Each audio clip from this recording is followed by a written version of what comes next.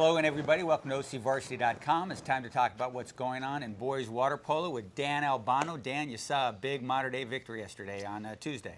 Yes, sir. Monarchs looked pretty good. You know, they never trailed in this game, always ahead or tied.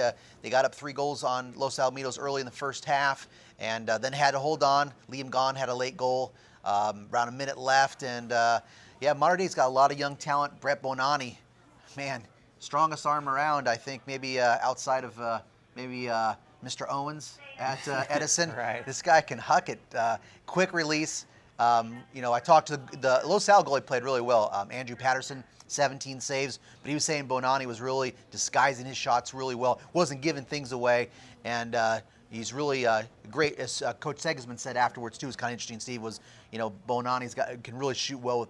He's got a good wrist. He's a good wrist shooter. Got a great release. So these two teams could hook up in the South Coast tournament upcoming this week, which is the big event this week. They could play Friday in the quarterfinals over at Foothill High School Friday night. Well, let's talk about that South Coast tournament, Dan. Of course, every year this is the first big water polo tournament. Yeah.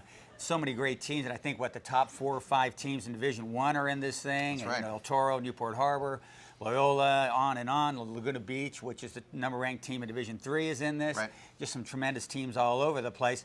You know, I was talking to Don Stahl, the Yes, El Toro that's right. coach, the other day, and he was saying that, yeah, you know, you want to win it, but you can't place too much importance in it, right?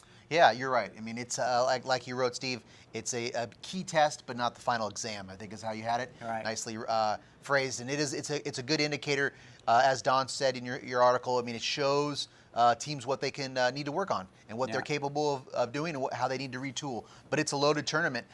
You know, we talked about those top 4. El Toro's the #1 seed, Mater Dei, Newport, and then Loyola's the 4 seed. The 5 spot is Corona Del Mar. The 4 and 5 is always a key matchup. Corona Del Mar is off to an 0-2 start, so we'll see how the Sea Kings look. Dos Pueblos, Los Al, the Bishops, Long Beach, Wilson's in this, Laguna Beach, Servite, Villa Park. There's a ton of great games. Right.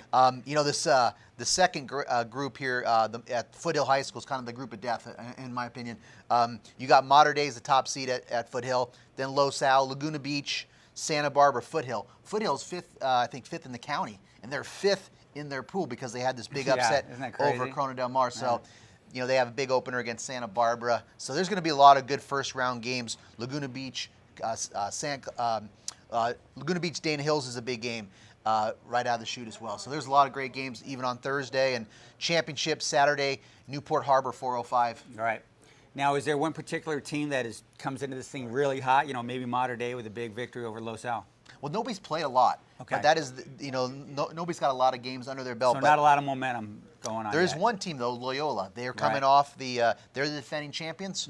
They lost last year in the Division I semis to El Toro. Yes. But Loyola has the advantage. They played in the Riverside Poly tournament last week and they won that. Beat Dos Pueblos in the final by 1 goal. So Dos Pueblos, Loyola will be very strong teams out of county that could cause some problems. All right. Well, certainly this tournament, Dan, is going to have a ton of effect on CIF rankings. Right.